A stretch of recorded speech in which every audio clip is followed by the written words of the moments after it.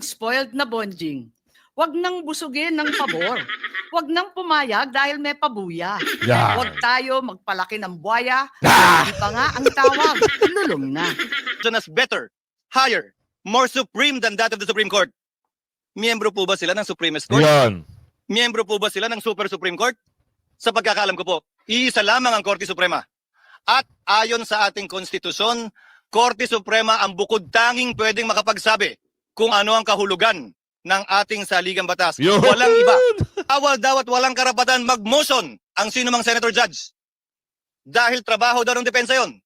Eh bakit yung mga parehong tao yung pinag-uusapan? Dapat maghain tayo ng motion for reconsideration. Hindi ba trabaho din ng prosecution yon? Hindi naman po pwede. Na pwede lang pag kayo, hindi na pwede pag iba. Now the prosecution has actually filed a motion for reconsideration. And Yes. Good morning mga kasama. Nandito na naman si Kuya Goods nagbabalik. At syempre kung di ka pa nakasubscribe sa ating channel, pa-subscribe na lang po at hit mo na rin yung bell para lagi kang updated sa ating mga video. Ito na nga. Oy, nako, kung napanood nyo lang mga kasama, itong pagbobotohan, no? Hindi man natin nakuha yung totally na ibasura. Kasi merong pag-uusap pa mga kasama na ang tawag doon parang i-archive. So hindi man yun totally na ibasura pero lamang pa rin tayo. Kung kita nyo naman kung ano yung mga banat ni Senator Marcoleta. Napuno ng palakpakan. At meron ding nangiyak-ngiyak at umiyak-iyak. Ito na masasabi ko doon sa mga iyakin, umiyak na lang kayo ng todo. At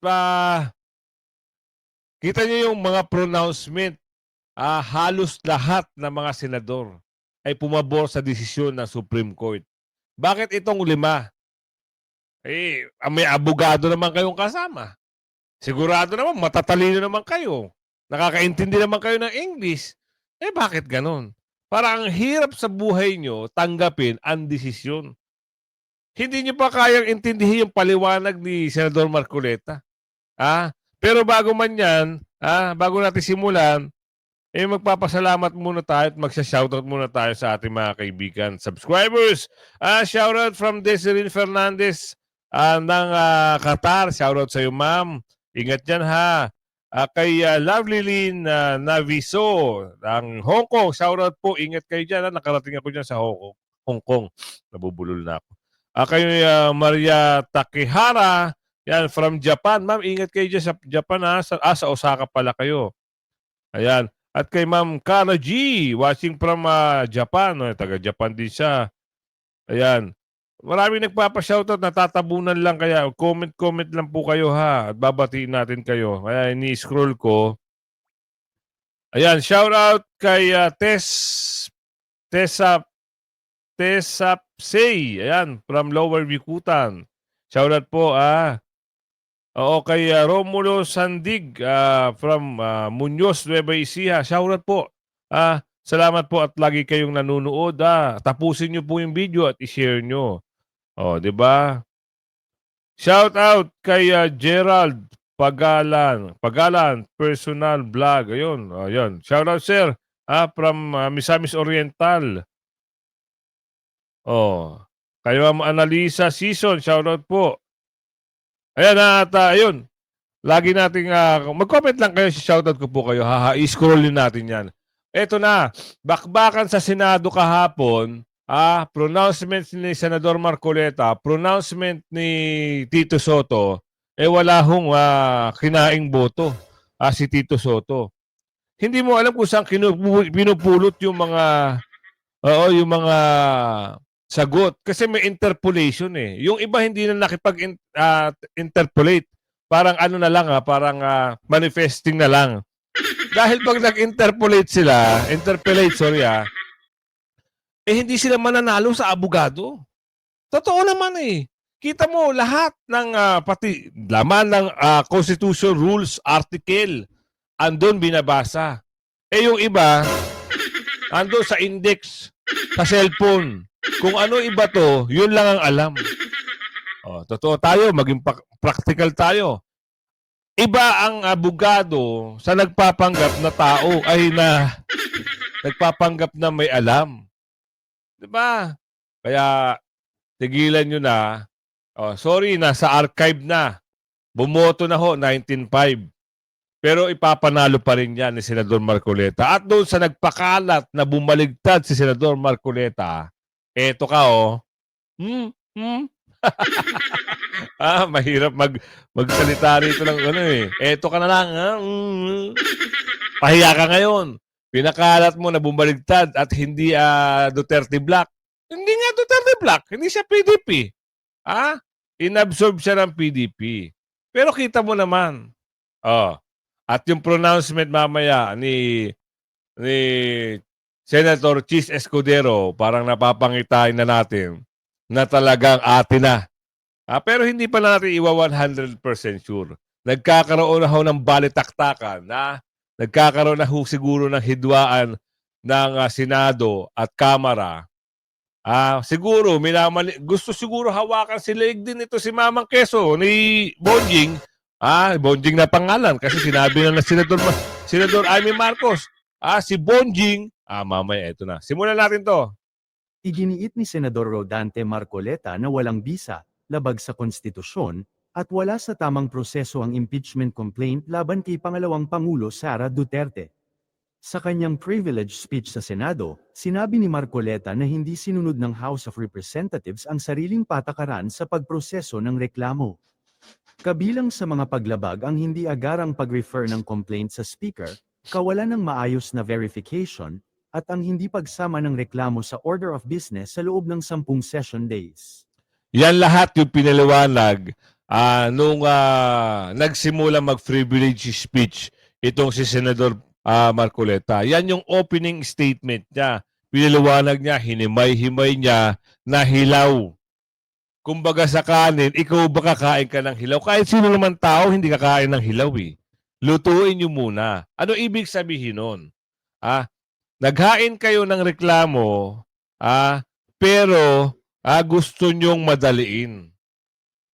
Nagpasa na marami nagreklamo, 1, 2, 3. Yung pang-apat ang inuna nyo. Kumbaga, etong una, pangatlo, gusto nyong manipulahin. Hindi ngayon naniwala ang Supreme Court. Ibalik. Hindi rin naniwala ang Senado. Ibalik nyo. Hilaw eh. Ibalik nyo. Nagdesisyon ang Supreme Court. Ang sabi ng Supreme Court, walang jurisdiction. Ano gagawin natin dyan? Ano gagawin? Sige. Magdesisyon na tapusin. Ayaw pa rin pumayag nito mga bakulaw. Itong 5. 5 na lang kayo eh. Bumaligtad na nga yung iba eh. Hindi naman sinabing totally nakakampi sa mga Duterte. Andyan pa rin yung pahapyaw ni Tulpo. Yung si Ka Erwin. Hindi niya sinabi kahit bumoto siya ng yes, kakampi siya kay BP Sara. Sinabi niya yun. Ano ang iisipin natin?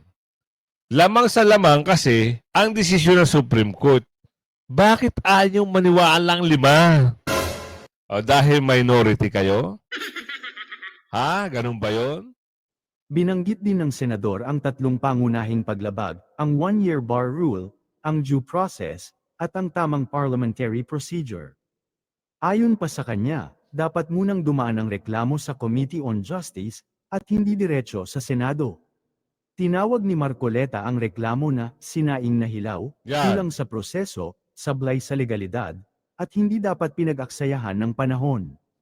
Samantala, lalo pang luminaw ang dahilan kung bakit pinili ni dating Pangulong Rodrigo Duterte si Senador Alan Peter Cayetano bilang running mate noong 2016, Dahil imbes kina matalino. Antonio, Sonny, Trillanes D. Fort o Bongbong Marcos. Sa gitna ng mainit na usapin hinggil sa impeachment complaint laban kay Pangalawang Pangulo Sara Duterte, pinatunayan ni Cayetano ang kanyang matibay na pag-unawa sa batas at proseso ng gobyerno. Tama. Sa kanyang interpellation sa Senado, binigyang diin ni Cayetano ang kahalagahan ng paggalang sa mga desisyon ng Korte Suprema.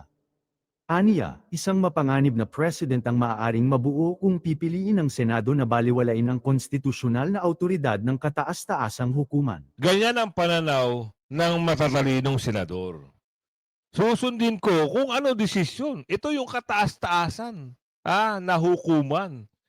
Ganyan ang pananaw ng kapatid din ni Senador Alan Peter Cayetano. Abogado ako, senadora ako. Ayoko man, gusto ko man ng trial para siyempre malaman ng taong bayan, ang desisyon ng Supreme Court, yun ang dapat sundin. Kaya bumoto rin ng yes si Senator Pia Cayetano. Sino pa? Nagulat na lang tayo, itong si Sherwin Gatchalian, ganun din. Nag-yes. Bakit? Sinunod din yan kung ano yung desisyon ng Supreme Court. Ayaw ngayon. Ayaw ngayon, nanggigigil yung babae. Oo, gigil na gigil siya eh. Talagang gusto niya talaga na mag-convene. Yun lang ang tanging nasabi niya. Habang binabasa niya, yung sino pa? Nag-yes rin. Si Lito Lapid. Halos napahiya na ho itong mga... ilan na lang sila? 5 piraso. At may nanggulo pa. Habang nagsasalita, si Senador Amy Marcos ba yun? O si Senador Chis Escudero, kung sino man sa kanila, itong mga ito, nagaling ng mountain, nakawala, pumasok ng Senate, yun, nagkaroon na ng komusyon.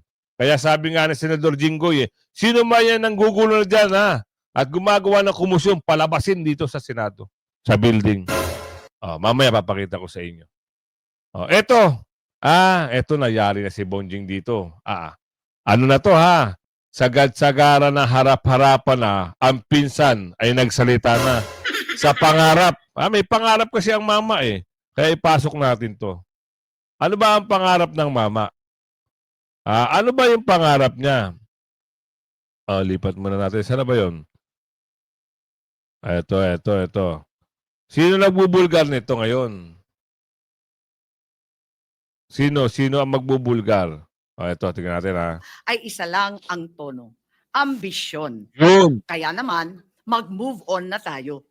Magtrabaho at huwag konsintihin ang isang spoiled na bonjing. Huwag nang busugin ng pabor. Huwag nang pumayag dahil may pabuya. Yan. Huwag tayo magpalaki ng buwaya. Hindi pa nga ang tawag. Lulong na. Sa mga mahal kong kongresista, may suggestion po ako.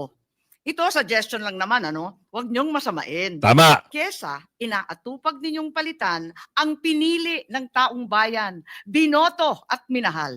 Bakit di nyo nalang palitan ang tao, kayo naman lang ang pumili? Tama. Ayaw paawat ng iba sa kaka-flex. Ano kaya kung yung speaker nyo na lang ang paltan nyo? Kaya nyo yan. At dahil dito, bumuboto ako ng malakas na oo. Maraming salamat po. Thank you, Senator Amy. Before the Secretary recognizes the next senator, who are these people creating Yan na. who's creating trouble there? Ayan na sinasabi natin, Gigil si Can you please Senador, raise their identities and send them out of this building, Thank you. Yan, dapat. Secretary? Senator Padilla. Isipin nyo, habang, kita nyo, si Senator Amy pala ang nagsasalita. Tapos gumawa ng komosyon. Sino nagsabi niya, Kuya Gusto? Ito sila, Ayan, Sa 12 taon, Grabe, nananilbihan kami. Ang trabaho Gigi- ng kongresista Si Senator Amy pala ay ang maging nag-speak. pinatawan ng kanilang distrito o kanilang sektor. Bakit naman ngayon ay naging tagabantay na lamang sila ng humihiyaw na dambuhalang sa Yan sila, Yan sila, makikita nyo.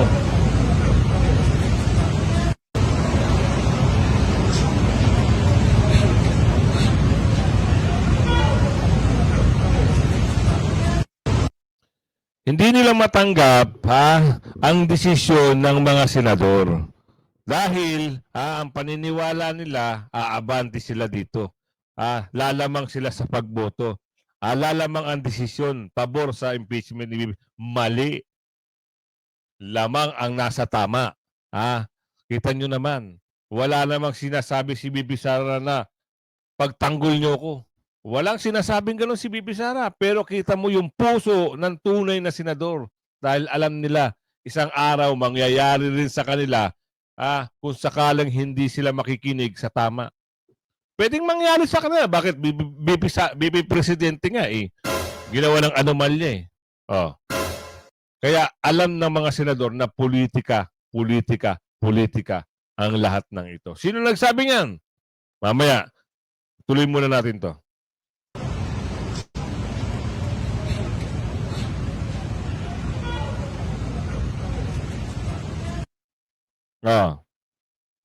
Sino ang nagsabi na lahat ng politika lang ito? Senador Marcoleta. Sino pa? Sino pa ang nagsabi niyan? Sino pa nagsabi niyan? Para malaman sa kaalaman ng lahat. Sa kaalaman ng lahat, sino nagsabi? Ito, papasok ko na. Kasi, kaya natin nasabi na politika lahat yan, halatado naman sila.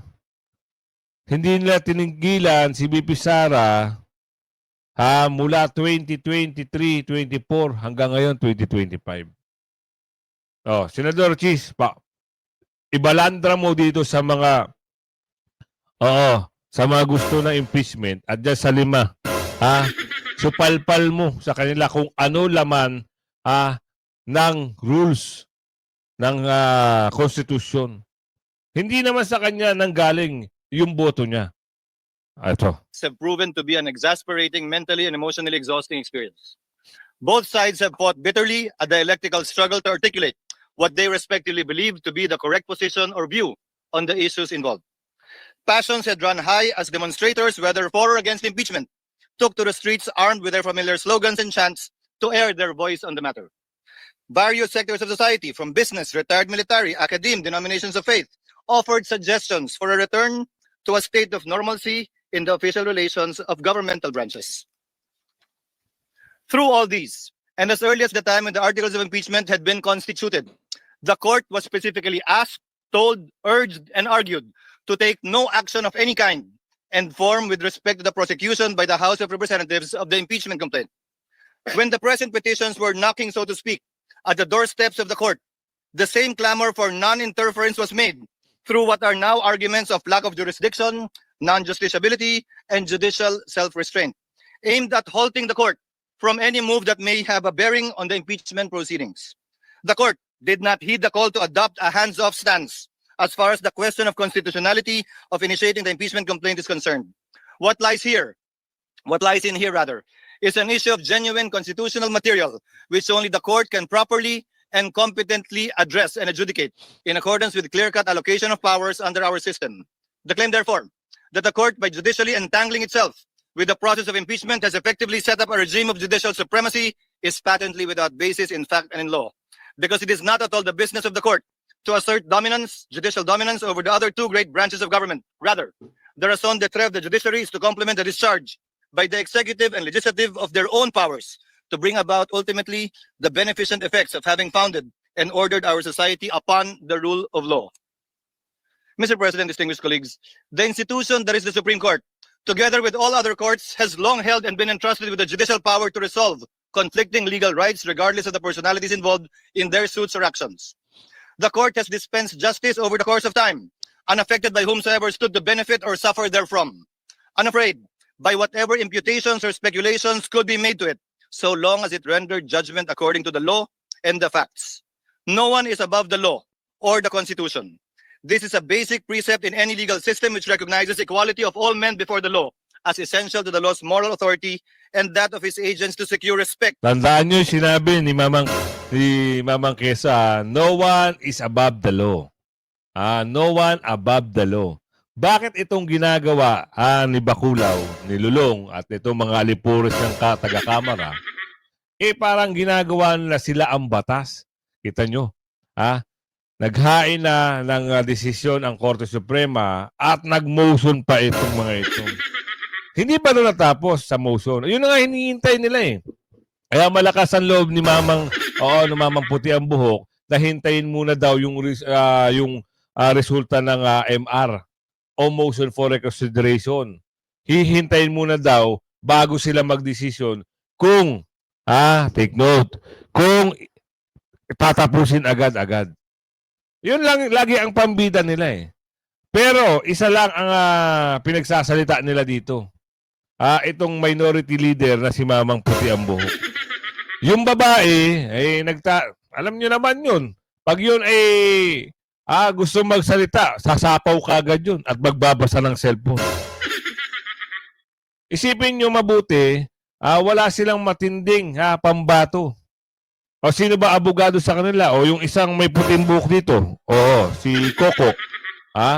Hindi naman pwedeng tumapat yung kay Senador Marcoleta. Walang kakainin yun. Kita nyo, lahat pag in-interpolate at may nagsalita, nagtatanong, lahat.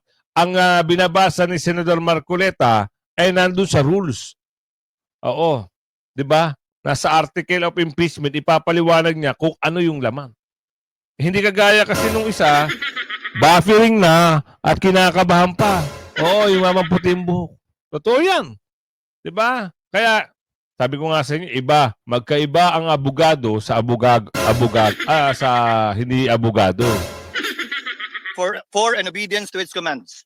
Perhaps there is no other government branch or instrumentality that is most zealous in protecting that principle of legal equality other than the Supreme Court, which has discerned in its meaning and ramifications through its application of numerous cases, especially the high-profile kind in the annals of jurisprudence. The Filipino nation and its democratic institutions have no doubt been put to a test once again by this impeachment case. Accordingly, the court resorted to no other than the Constitution in search for a solution to what many feared would ripen to a crisis in government. Sa muli, magandang gabi po sa ating lahat. Hindi ko po salita mga sinambit ko sa ilang minuto. Yung diba, sabi ko sa kanya, hindi niya mismong salita yan. Yan ay nasa po ay paraphrase at halos eksaktong quotation ng salita ni dating Justice Conchita Carpio Morales sa Francisco ruling na kinatigan ng mayoriya ng mga miyembro ng Korte Suprema, kabilang na si dating Chief Justice Puno, dating Justice Carpio, dating Justice Ascuna, dating Justice Panganiban. Ano nga ba itong Francisco ruling na pinag-uusapan natin to? Ano nga ba ang pinagkaiba nito sa kasalukuyan nating hinaharap? At bakit ko ba ito tinatanong? Ginoong Pangulo, bahagi ako ng Kongresong nagtangka na i-impeach si dating Chief Justice Davide. Bakit ko sinabing tangka? Dahil pinigilan po kami ng Korte Suprema. In-enjoin at nag-issue ng TRO ang Korte Suprema at ito yung desisyong yun.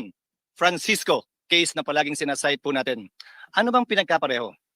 Ang aligasyon laban sa nasasakdal noon na si Chief Justice Davide, kaugnay din ng corruption. Daang milyon din. Ang pinag-usapan, initiation of impeachment na dapat sole prerogative din ng Kamara.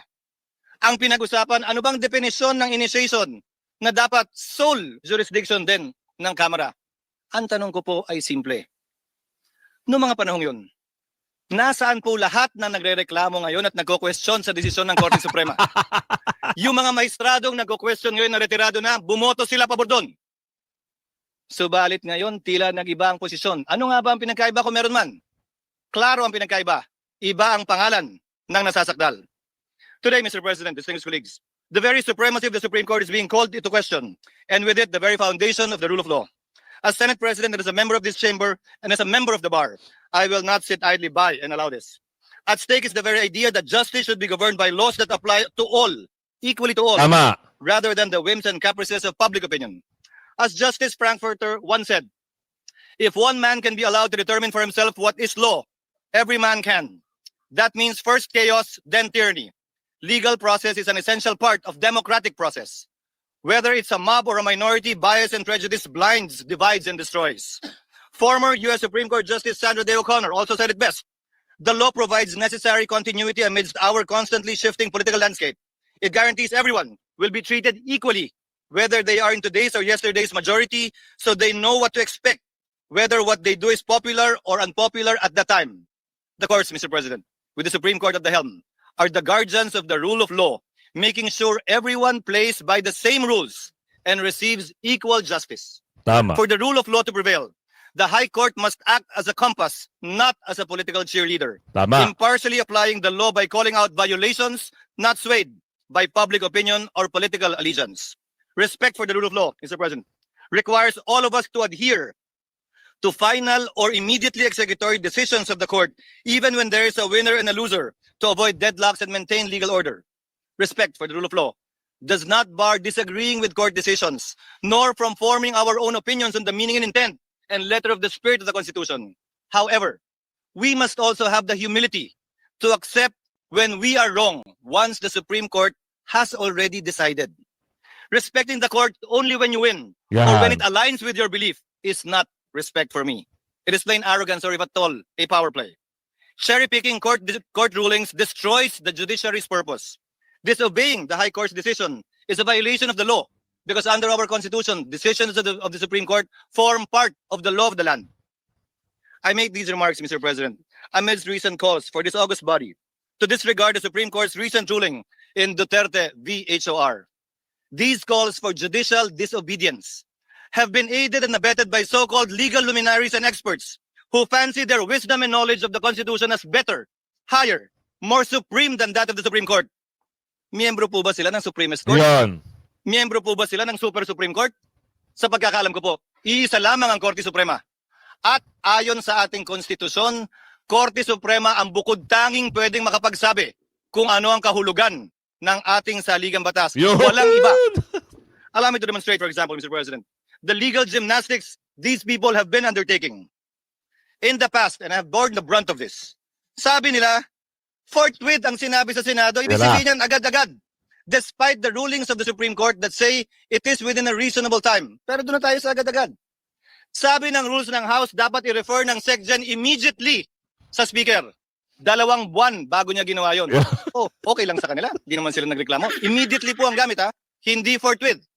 Sabi naman ngayon ng Korte Suprema, immediately executory. Ay, teka lang. Hintayin muna natin. Hindi pa final. Kapag ka convenienteng gamitin yung mga salita pabor sa posisyon nila, edi okay lang. Kapag ka hindi naman, ay hindi rin. Hindi po ganun dapat yon. Hinihiling nila ngayon sa Senado na ipagpaliban muna ang anumang aksyon para intayin ang anumang desisyon ito kaugnay sa motion for reconsideration na inihain ng Kamara sa Korte Suprema. Subalit tulad ng naipaliwanag na kanina kaugnay ng motion na pinagbobotohan natin ngayon, kung magbago man ang Korte Suprema sa kanilang desisyon Tama. na unanimous noong July 25, 2025, meron pong paraan at proseso pa ang Senado para sundin ang bagong desisyon yan ng Korte Suprema kung sakasakaling mangyayari po yan. In the past, it was also said, nauna nagsalita si Senator Bato, bawal daw at walang karapatan mag-motion ang sino mang Senator Judge. Dahil trabaho daw ng depensa yon. Eh bakit yung mga parehong tao yung pinag-uusapan? Dapat maghain tayo ng motion for reconsideration. Hindi ba trabaho din ng prosecution yun? Hindi naman po pwede. Na pwede lang pag kayo, hindi na pwede pag iba. And now the prosecution has actually filed a motion for reconsideration. And rightfully so. Ano, nasupalpal na kayo. Namnamin nyo kung ano yung pronouncement ni Senador Chis Escudero. Ngayon, bumibilib ako sa mama. Bakit? Nagiging fair siya. 'Di ba? Alam nyo kasi kung ano yung pakiramdam na minamadali. Minamadali sila eh. Forthwith ang ginamit. Pag kayo, pwede, sabi niya. Pag ibang tao, hindi pwede. Huwag ganun. Maging be fair kayo. At ito pa, ang ano doon. Alam niya rin na ito ay pamumulitika. Bakit isa lang ang tinutukoy? Isa lang ang gustong tumbukin. Wala nang iba. Sino ba may confidential fund? Si BP Sara lang ba may confidential fund? Ano ba ang simulaan nito? Bakit siya finailan ng impeachment? Diyan nila kinuha para mapanagot si BP Sara at para hindi na makatakbo si BP Sara. Yan ang tunay sa tunay. Kaya dito sa pronouncement na ito, supalpal dito si Balulong. Sa oras na ito, siguro gigil na si Balulong dito. Wala na siyang kahinat nandito eh. Pahiya ng sobra-sobra ang mama dito. Ano pa magiging hakbang ngayon ng mga Dorobo? Aabangan natin yan. Pero hindi pa dyan natatapos yan. Mamaya, pagka-upload natin dito, siguro po abangan nyo yung 3 video natin araw-araw. 3 o dadagdagan pa natin para makapagbigay tayo ng update sa inyo. Ito lang yung mga isang mensahe na dapat tandaan na hindi natutulog ang batas. 'Di ba? Kaya nga sinabi dito, ano ba yung simbolo ng hustisya sa Pilipinas? 'Di ba? Nakapiring na babae at may hawak na espada at may hawak na timbangan. Para maging fair at walang kinikilingan, alam nyo na. Sa susunod, tignan natin, timbangin natin. Kung kayo po ay boboto muli sa 2028, alam nyo na kung sino dyan sa Senado ang mga traidor, ang mga hindi dapat iboto, ang mga nagpapanggap lang na tao. Itapon nyo sa susunod, para wala nang hindi na makapwesto diyan. Kita nyo, nagpasaring din si Senador Marcoleta. Halata ng taong bayan, ang dami nagko-comment habang naka-live to kahapon. Ang dami, traidor ka, bumbum. Yun ang mga comment. Ginamit nila lang ang religious group. Totoo naman. Kaya yung mga nag-iiyakan na naggaganon, habang nag-i-speech si Senator Amy, ayan, pahiya kayo. Kamag-anak ata ni Bumbum ito.